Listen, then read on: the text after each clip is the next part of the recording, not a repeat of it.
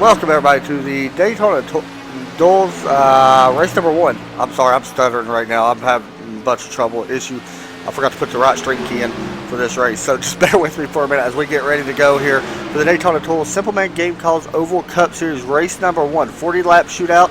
I'm joined by a special guest, Joe Burchett. Joe, you with me? Yeah.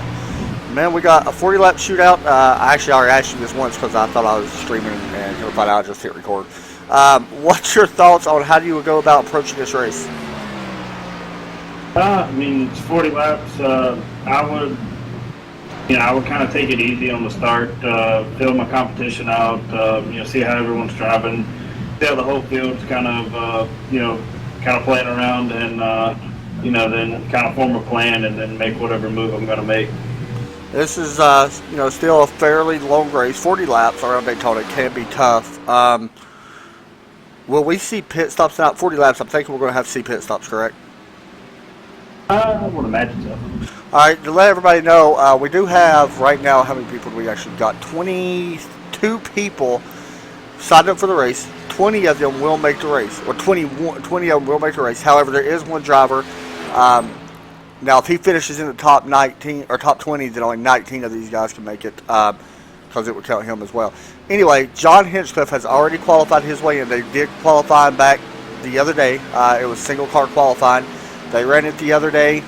He managed to grab the pole alongside Jason Armstrong, who is in the second race, which you will see here on Center Force TV, broadcasted by Hal Stevens and Jesse Gavey. I also will mention Jesse Gavey is in this race, for people wondering. So this is a new season. Joe, when you come into a new season, how do you approach about a whole new season in general? Do you come in with a whole different mindset, or what's your main goal starting the new season? Mine's just as a driver. I try to just keep an open mindset. I know, we've been off. I don't know exactly how long. These guys have been off since their championship race. I would just kind of try to make sure I get a footing, get used to being around everyone again, and just try to get the laps under my belt. I mentioned that there's a bunch of new drivers coming to the league. We mentioned it the other night on our other broadcast. You can see the drivers up in the little ticker that we got going. It shows the letter R. That means that they're a rookie. So there is rookie of the point standings as well. This is a big race. A lot of people want to come here and win Daytona as we're finishing up practice. Now, we do not have qualifying because this is a qualifying race to see who sets the field for the Daytona 250 on Tuesday. There is another race after this one, Daytona Duels number 2.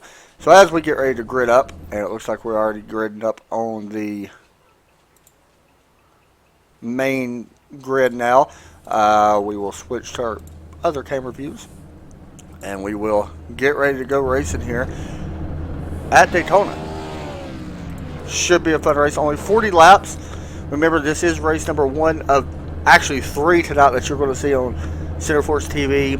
There is another broadcast right after this one, just a few minutes, I think at 9:05. I think they're going live. Broadcasted by Hal Stevens and Jesse Gavey, and then at 10:25 Eastern we'll be live with the IRA guys from Darlington for the Truck Series. All right, pace cars on the field. Joe, now this is really tough because you don't know a whole lot about some of these guys because it's your first broadcast with me for these guys. Who are you mainly watching tonight, and who's your pick to win? Like I said, I've never really seen any of these guys run. I wouldn't, kind of a driver to watch. I would go with Kyle Charpentier. He runs in the CFR Championship on Sundays. I would imagine to see him do fairly well. And I'm actually going to go with Jesse Gavey for my pick to win. That's a very good pick, I think. Showing you right now who is... Why is it showing now? There we go. There is your grid up for tonight. My pick to win is actually that number 9 car, Daniel Hill. I'm anxious to see what Jack Williams and both of our drivers, Jack Williams and Jesse Gavey, do. Jesse's a very good driver, so I'm anxious to see what he can do. Take a look here at the grid. You see him out here on your map now, or on your board now, sorry. There is row number, what row is that? Sorry about that. I'm trying to get my positions in order as well. So yeah, as we look at through the grid, you can see some of these drivers out on your screen right now, how they line up for tonight's race. There is Tommy Reed right there in the real tree car. Very nice looking car. It's actually a very good looking paint. Josh Sturgill also in this race, veteran from last year. You can see him. He always brings cool looking paints as well. Right beside him is this man. Right, actually that's right up front towards Jesse Gaby. Alright, so we're about to go racing here at Daytona as I try to get my overlays and everything back in order. I just saw Chuck Phillips finishing. Pace car lights are out, and we are green flag here at Daytona International Speedway, and I just realized I had my spotter on. And you can see it right there, the 5 already out to a pretty good start. That 9 now working that high line, trying to get a good run. Joe, which line do you prefer at Daytona? I prefer the outside. To me, it feels like it gives you a little bit more room of if something bad happens, you kind of got a place to go. And just, side drafting, to me it feels like you got a place to go if something seems like it's going to possibly go bad. Somebody else I'm watching here tonight is at number 38. You can see right there on your screen. Keep an eye on him. Oh, the Ford is blinking pretty bad right there. That was Mike Goodery, I think is how you say his name. But I'm watching this 38 car. Almost had to win the other night. Was able to pick it up. Oh, you can see the 9 now coming up in front of the 4. A little bit of bobbing and weaving from some of these guys. I see a bunch of people moving around trying to find out where they want to run. Up front, they're pretty much breaking away. A 4-car breakaway right now starting to happen. Right now, we only got 2 cars, it looks like, working the high line. A little bit further back, you see that 37 working the high line as well. It looks like the 37.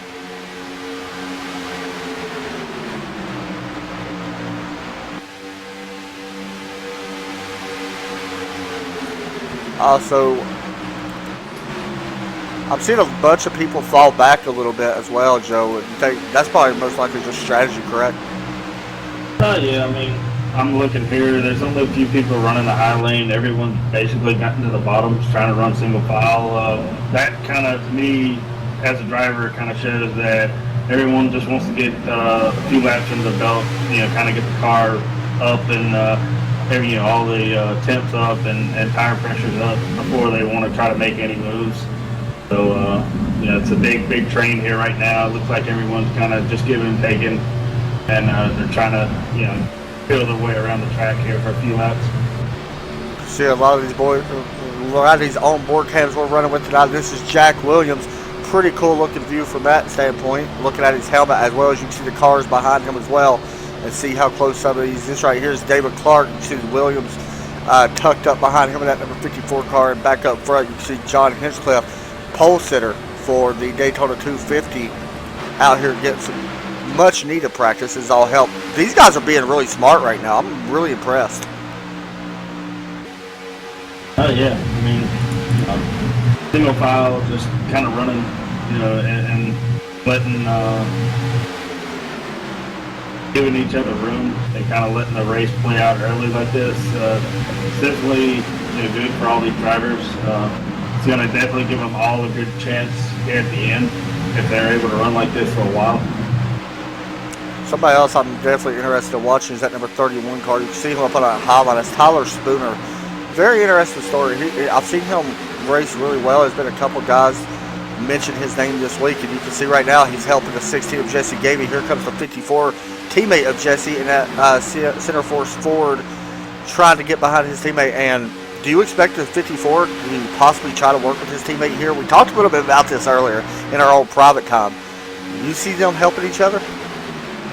I mean, I would, as a team owner, I would hope so. I would hope they would possibly at some point be able to work with each other.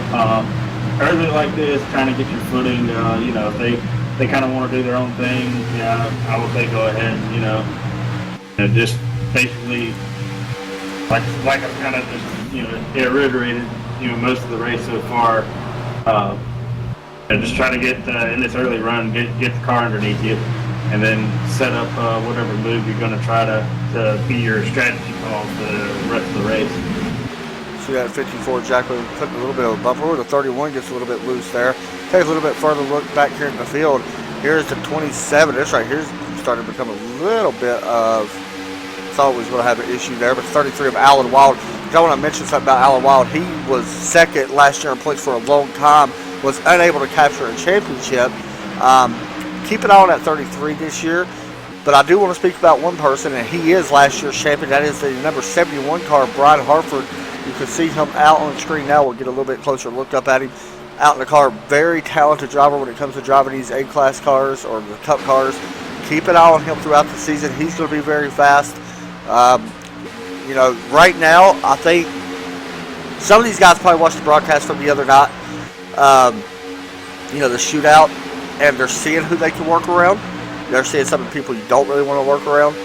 I think the cool thing about iRacing and broadcast in general, you can see a lot of stuff, and it helps you go back and look at races and find out who you want to work around. Because me personally, looking up ahead a little bit, we're looking at the 38 now. Jack Williams running behind his 38 car. The 38 of Cody Wright was very close. He finished 3/1000th of a second off the win over Dennis Prevail on Wednesday. Could possibility be back up there where he's already running up front right now, sitting in 5th place, which right now for the race would only be 10th. Or I'm sorry, it would be 9th whenever we come to the race on Sunday. So we're, you know, anxious to see what happens here as the race continues. Everybody's starting still single file. I have noticed that Jesse's actually got pushed back up a little bit to the high side in that 16 car. I was used to saying 78.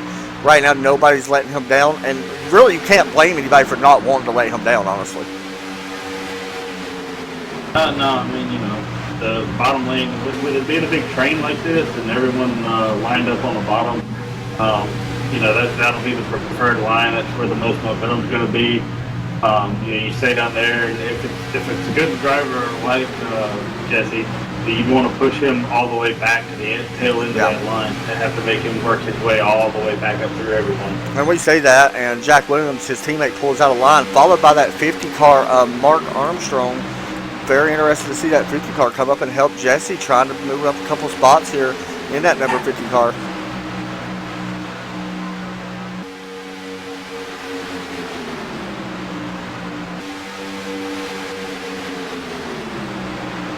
As we sit here and watch the race continue, we're going to step away real fast and get our first break of the evening so we won't miss a caution flag or anything like that. If something happens, we will come straight back. Remember, guys, this race is sponsored by Simple Man Calls. As soon as we can find that page again, I will show it. There we go right here. Go be sure to check out this website. And also, they got a special promo code you can use right now. Go check it out. It is OVAL. It's all caps. Go check these guys out. A very cool looking car right there on your screen. We will be right back after a quick message from our sponsor.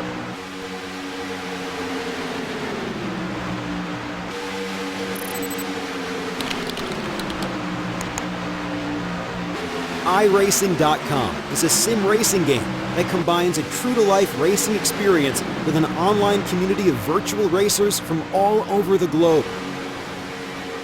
iRacing offers a multitude of officially licensed cars and tracks, laser scanned with millimeter accuracy.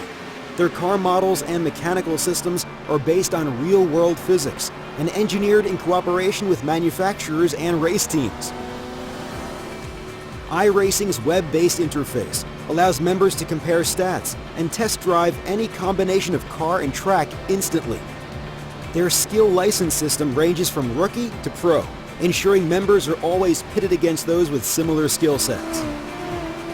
Members are able to sign up for a weekly race series, compete in time trials, host a private race with friends, and participate in racing leagues created and run by the community. With over 60,000 members, iRacing works in partnership with renowned motorsport organizations like SRO Motorsports Group to deliver virtual races based on the real-life Blancpain GT series. iRacing's Blancpain Endurance Series features team racing. giving members the ability to build a team and participate in races ranging from 3 hours to 24 hours. Additional partners include NASCAR, IMSA, V8 Supercars, IndyCar, allowing members to race in their very own 24 hours of Spa, Bathurst 1000, Daytona 500, and many more. iRacing.com, delivering the most authentic racing experience short of getting into a real race car.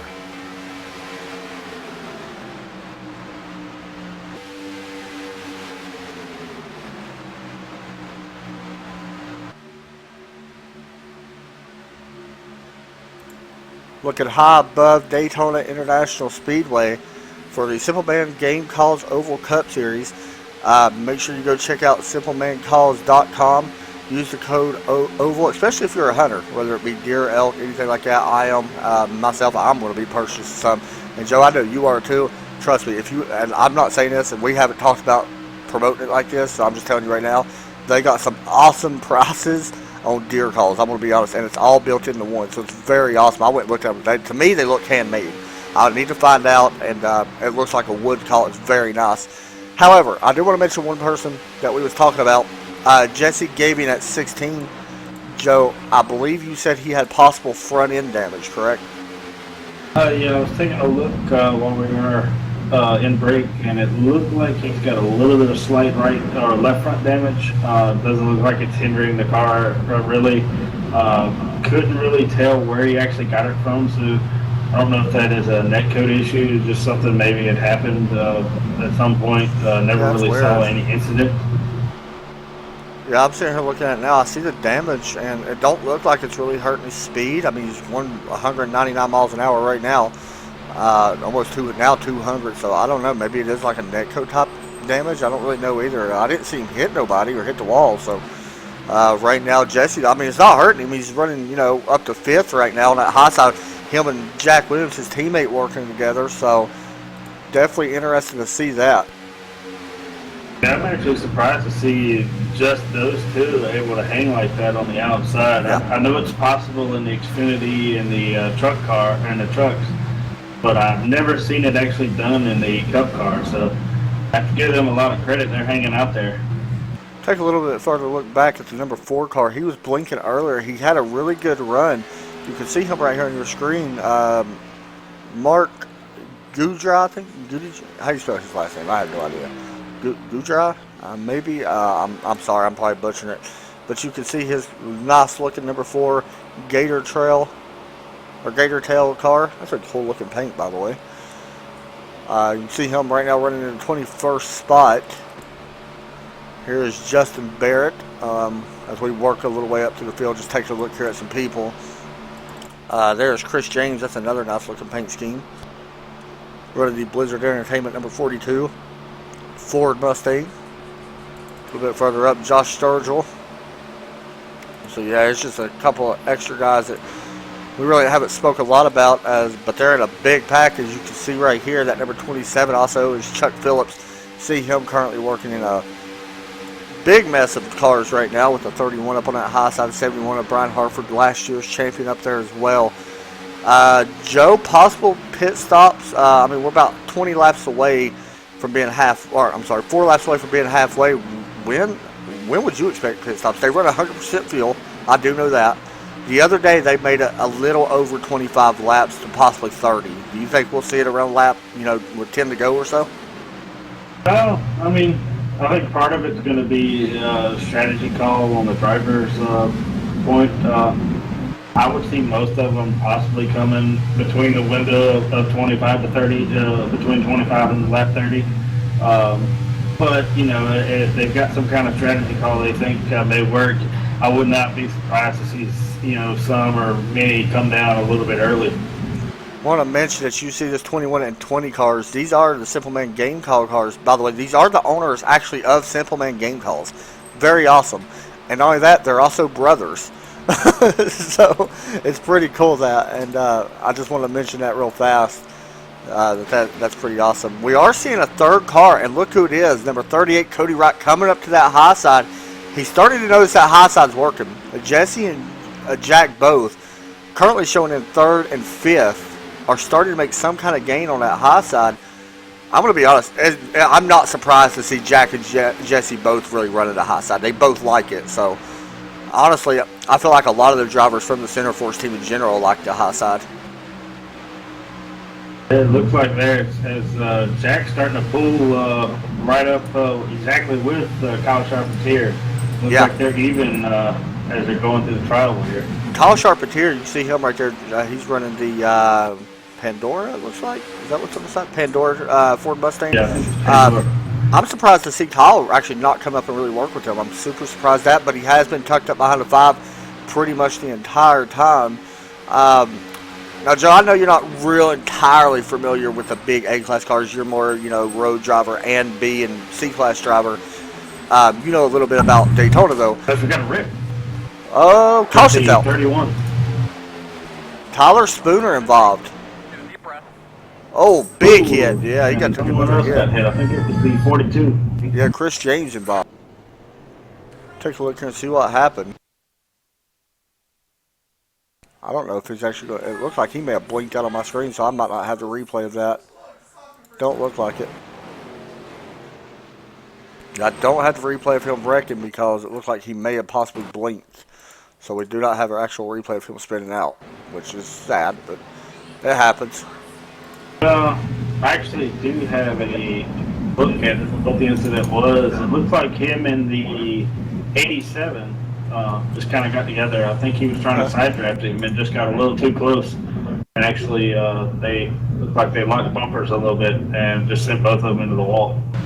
Watching the 87 right now. You can see him out on the screen. We'll see if we can see what happened here. There we go. Ooh, big hit there for both guys. Daniel Hill had to go through the grass to avoid that. Should have pit stops, right? I believe.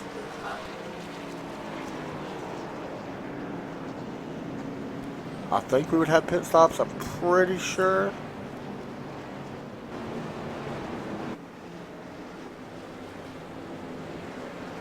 As we get ready to watch the pit stops happen.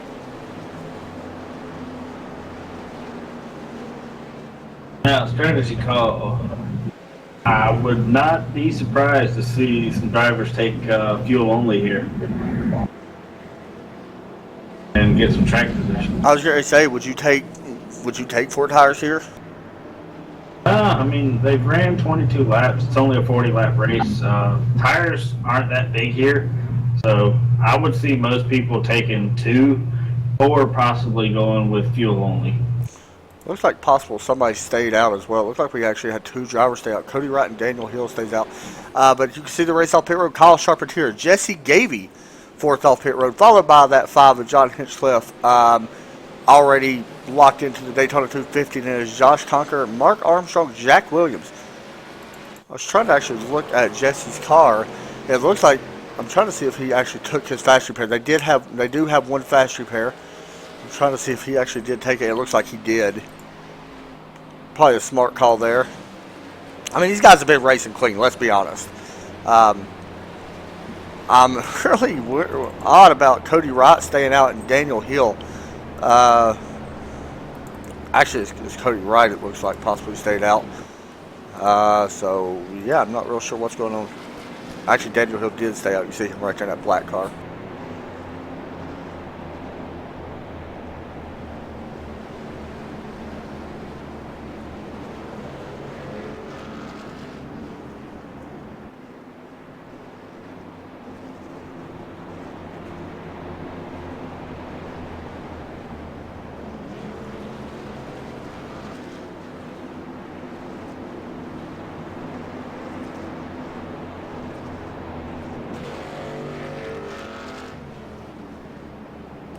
So yeah, we are live here for the Simpleman Game Calls Oval Cup Series Daytona Duel number 1.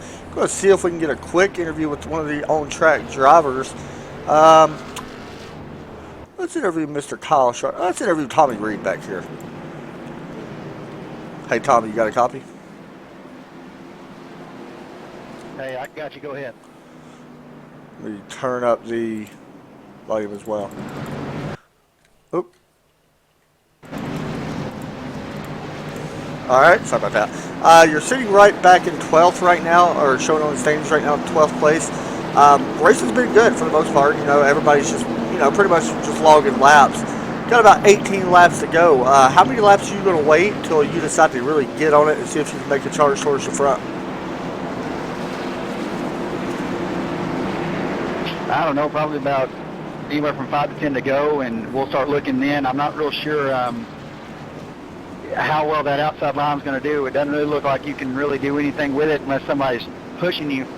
But we're going to try with about 5, 10 to go, and we'll see what we got. It all sort of depends on the circumstances as to what's going on. But it's ran good. It's ran good all night. Been real impressed with the run so far, and the racing, and everybody's doing a great job. Have you found anybody that you are comfortable working with right now? Oh. Have you found anybody that you're really comfortable working around right now? I mean, everybody, like you said, has done a great job, but is there anybody that you're, you know, anxious to try to work with a lot and see if you can make a run towards the front? Well, I was running behind Brian there for a little bit. And I guess if there's anybody going to run behind, that's your guy.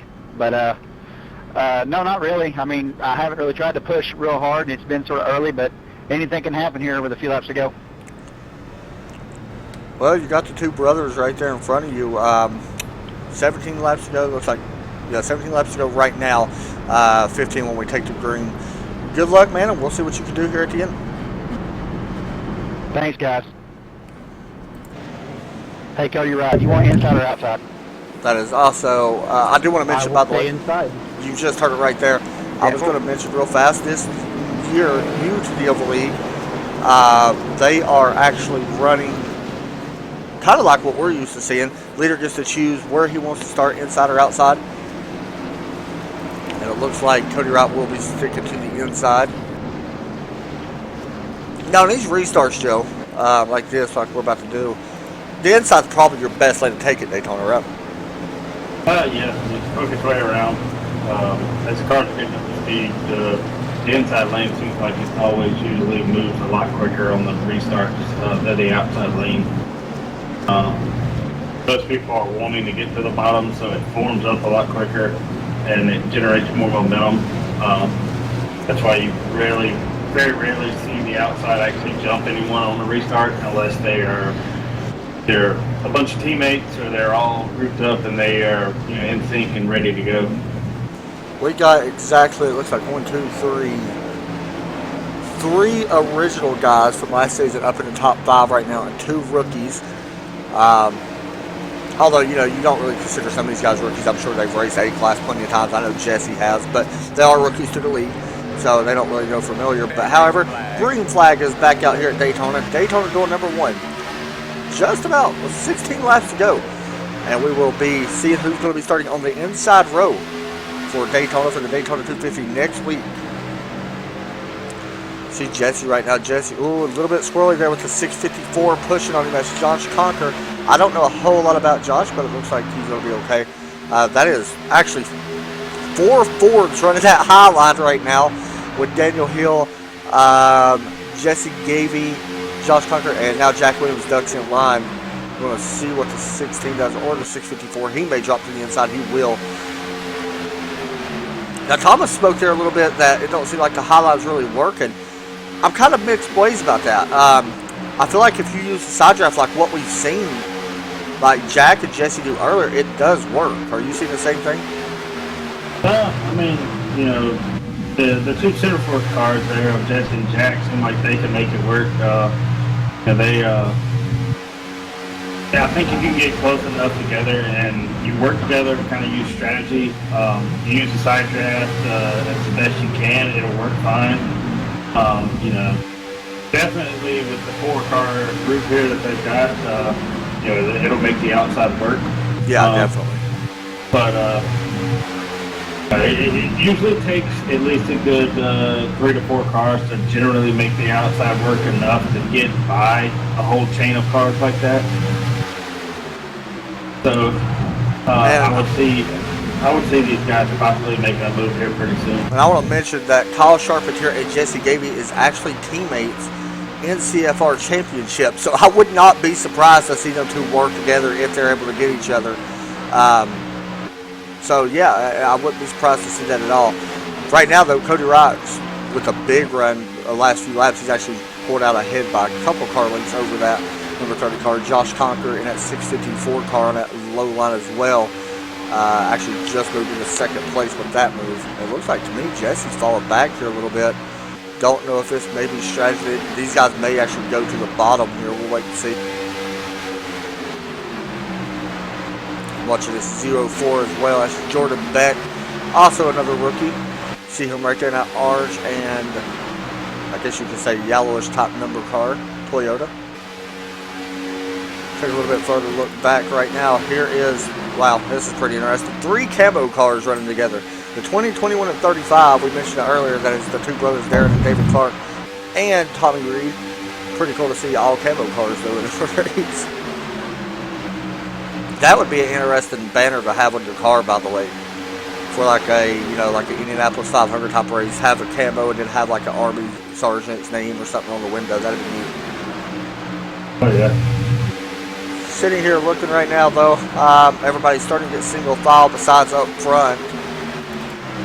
They're still racing pretty much 4 on the outside, 5 on the inside. We are seeing a pretty good race up for the lead actually. That 30 car starting to make some kind of ground up here. We'll wait and see. I feel like the inside right now is, I don't know, I feel like the outside is coming together, but I feel like the inside right now is more tucked up, I guess you could say, with that, with Josh Conker right now tucked into the 38. Yeah, I mean, you know, like I've kind of talked about before, some throughout the race so far, you know, that inside line, they're going to stay pretty much tucked up. You know, they can't really go anywhere with the guys being on the outside of them. So they're going to generate so much momentum that, you know, keeps them on the bottom the shortest way around. They're not going to lift. So,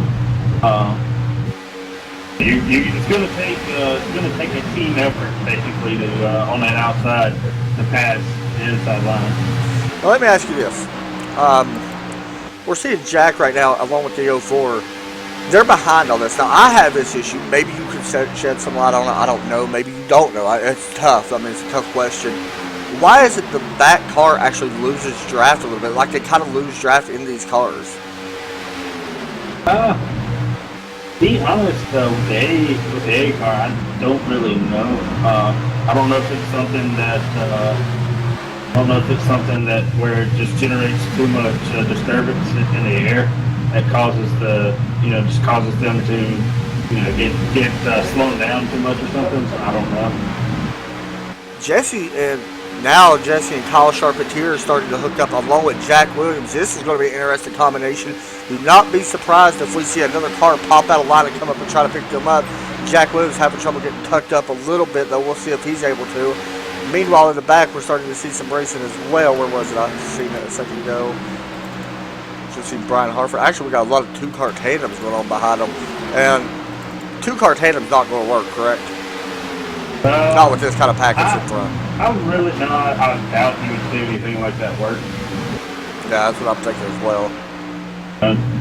As we're here, I think it's 9 to go.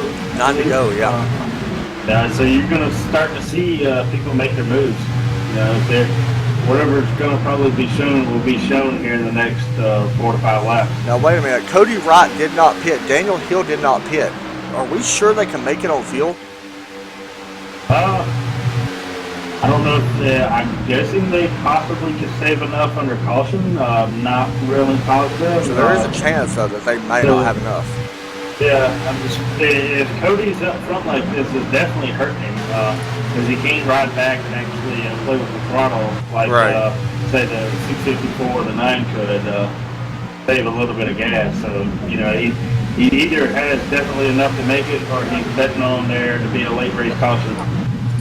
Now, I'm sitting here looking right now. If you're these back cars that we see, actually we see a car trying to make a pass right here, that 50 somehow got inside the 5 right now of John Hinchcliffe. But if you're these back cars that we're seeing right now towards the back, now we're seeing pulling out line, possibly 5 car on top. This is going to make things interesting. When do you try to make your move? It seems like the outside's trying to make its move now. Is this too early in the race to try to do that? I mean, if they're coming from the back, or do you think this is the right time to do it? I mean, it's under 10 to go, so that's generally when most people make their move. I would imagine some guys probably are making this move to possibly allow them to make their, move to possibly win the race. I would not, like I said, I would not be surprised to see, them possibly go 3 wide here before it's over. Trying to get some kind of momentum going. Got a battle for the lead. Daniel Hill, Cody Wright, 2 guys from last year, veteran of the series, I guess you could say, looking to try to pick up a win here in the Daytona Duels. Now, how much does the victory really here matter since it is a dual qualifying race? Is it big if you win here? I mean, does it feel? I mean, what is it really? Does it make you feel good? It's just the satisfaction of you just won at Daytona. I mean, right. It doesn't pay you any. I don't believe it pays any points. No, I don't think so. So I mean, I think it gives 1 point. 1 point, I think. Yeah, so I mean, it's not really giving you that much. I think it's just kind of the pride of, I beat, this good of a field on this night at, the Daytona International Speedway. Here comes the 9. 9's getting a little bit loose on that high side. That could have been trouble, but it looks like he's going to 5 back off him a little bit, let him get everything back under control. 16 now, starting to work his way up. Like I said, just chasing. Cody Wright right now did take that lead back. We've only had a few lead changes, not much. I think only 3 actual leaders between the 38, the 9 of Daniel Hill has led a lap, and John Hinchcliffe led 20. So right now, John Hinchcliffe is going to lead the most laps. But we are got 5 to go, and the 9 of Daniel Hill stuck on the outside, followed by that 5. See if anybody comes up. Jesse Gavey thinking about coming up, and here he comes up into the line. Now, I don't know if that's a smart idea, possibly. Well, I think he's going to have more help. I mean, he needs the 9 to be on his bumper. Yeah. And continually to be on his bumper for him to be able to do anything. I thought the 54 may pull out. I was waiting to see if the 54 would pull out and possibly the 30. I'm waiting to still see. I don't see it yet, and it looks like he's not going to pull out. Now, I think with 4 laps to go, do you throw teammates out the window? I mean, still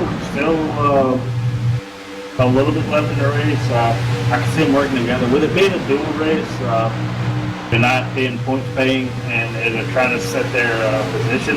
I can see them still possibly working together. But I mean, if they're going both for a win, I would say let them race it out. As you can see right there, it looks like it's going to hurt the 9 of Daniel Hill and Jesse Gavey. The 9's probably going to go to the bottom and leave that 16. Actually, the 9 actually let the 16 in. That's impressive to see that, actually. Guys don't really know much about each other, but good move there on the part of Daniel Hill to let Jesse in. Up front right now, the 16 trying to keep in the back of this draft. Anxious to see when this 654 car will pull out. This is the same kind of position the 38 was in the other day. However, he was in second place and was able to not be able to pick up the victory. If it's me, if I'm the 04, I'm going as early as I can because we already see what happened Wednesday. So I would probably go out a little bit earlier, I think. And actually the 54 is looking at that high side now. He may try to move up. I'm waiting to see. Yeah, he's going to move up to commit to the high side. We'll see what happens.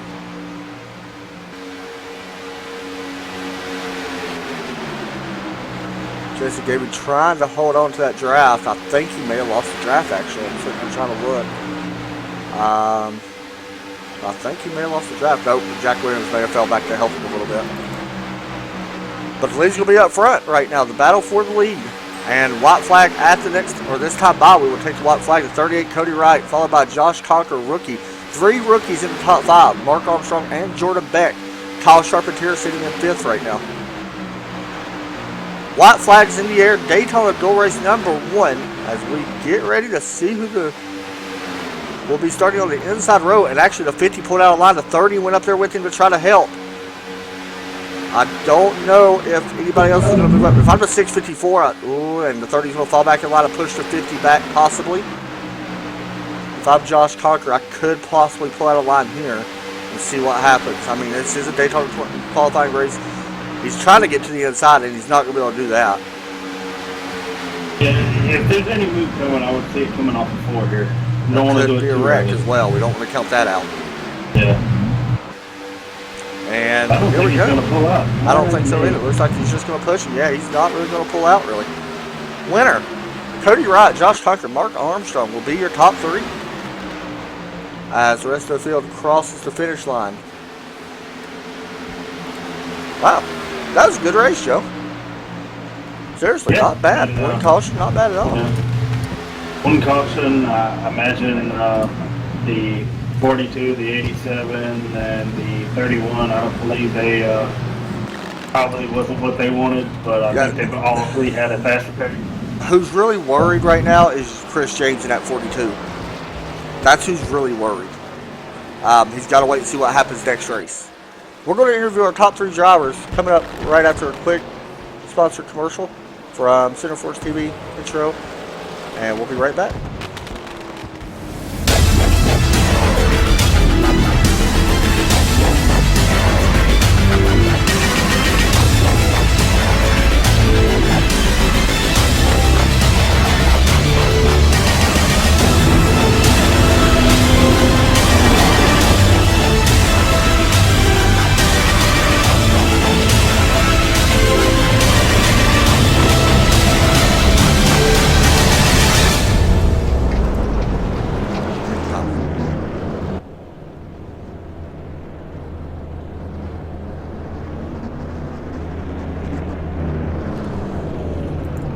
Outside looking in, Mike Guidry and Jarrett Right after Overstreet. Just talking, we'll get it. You two right now, and whoever didn't race, are at the mercy of race number 2. Hey, Cody Wright, you got a copy? Yeah, I gotcha. Well, you lost the shootout the other night, but bring it home P1 here to start. I believe you're in third place. Come for the big race, Daytona 250. What was your strategy coming into the night? Was you mainly focused on trying to win the race, or was you just, comfortable trying to run around and not lose or not fall out, where you would not make the race? So what was your main strategy coming into the night? Main strategy, honestly, was to get top 3 because that would put me no deeper than 6th, which I feel is, a good place to start. Any deeper back, you're going to run into some trouble or potential trouble. So this puts me right where I want to be. Well, it looks like you may have possibly found a good draft partner. 654 of Josh Conker, a rookie. Really didn't check out too much. He raced you really clean there at the end. Did you find a couple of guys that you could possibly work with during this race to help you for the 250? Absolutely. The front 5 there that we were racing with that first 20 laps, a couple of them were rookies, and they all raced really well, including Mark. I know Josh raced really well. So those guys I'll be looking for. Rookie or not, I'll be with them. All right, man. Finishes first place tonight. Anybody want to give a shout out to? Just Simple Man Game Calls for coming on board and being such a big sponsor and participant in this. We love doing this. As you can see, we can definitely, fill 40 spots this season. So I just look forward to having a good year. That was a fun race. Now we're going to hop over and see if we can get a hold of the 654. The rookie shows that he could race. Good job, and we'll be talking to you probably Tuesday. I hope so. We'll talk to you then. All right, try to get an interview with Josh Conker. Hey, Josh, you got a copy?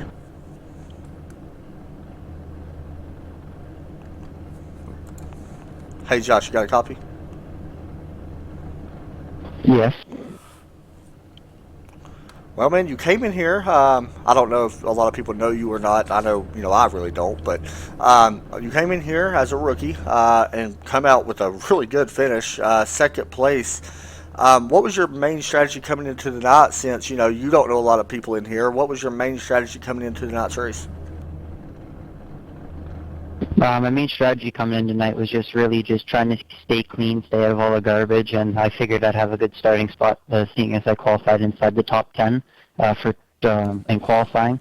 So just as long as I kept my nose clean and just I worked with some guys, try to get the feel for everybody since I am new. So that kind of worked out pretty well tonight.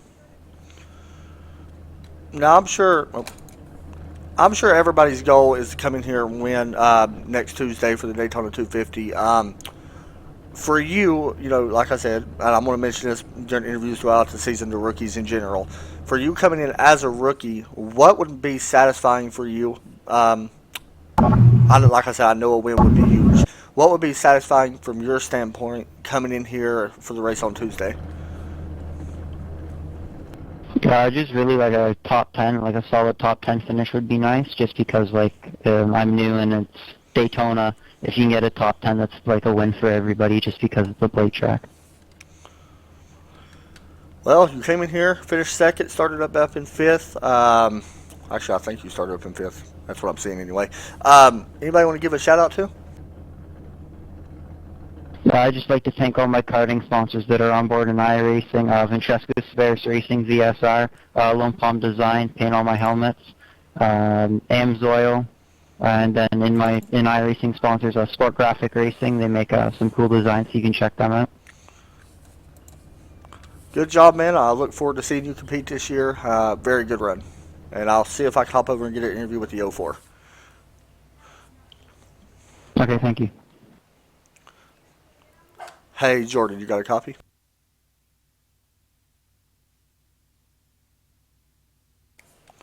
Hey, Jordan Beck, you got a copy? I believe he's already disconnected him. I don't think he is. Yeah, I think you're right. All right, Joe, final thoughts on the race as we go through the results. It's kind of just a traditional duel race. Not too much going on there, as they all were mainly try to make it into the field. Especially the guys up front, they knew they were pretty much locked in.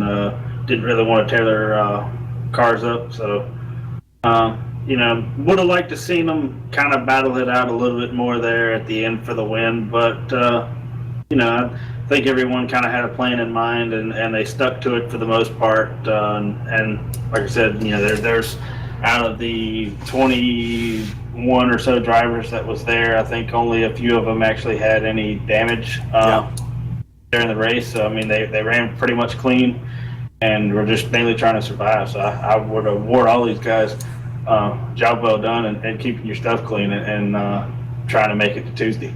You can see right here the top 10. Now, guys, these right here will be your inside row starting from third on back. So Cody Wright will start third. Josh Conker will start in fifth, and then seventh, and then ninth, and all that. So these right here are your odd numbers starting on the inside row. Reason why we do not have a pole sitter is because we already have it. John Hinchcliffe as actually the pole sitter. So you see him right there finishing ninth. That will actually go to Alan Wild for the lineup, if that makes sense. So Cody Wright, like I said, will start in third. Josh Conker will start fifth. Seventh will be Josh Beck. Kyle Charpentier will be in the ninth spot. A little bit further look back in the field, you can see Jesse Gabe and Jack Williams right there with a pretty decent run, 6th and 7th place. Tyler Spooner, very impressive after getting involved in a big wreck early. The only caution we had will finish 11th. Thomas Reed, Darren Clark, and David Clark will finish 13th and 14th in this race. Josh Sturgill, Brad Harford, last year's champion, finishes 16th. Chuck Phillips, Chris James, and Sam Ward. Justin Barnett will finish in 20th. Mike Grudy, I don't know, I'm sorry. And Jarrett Overstreet will finish 22nd.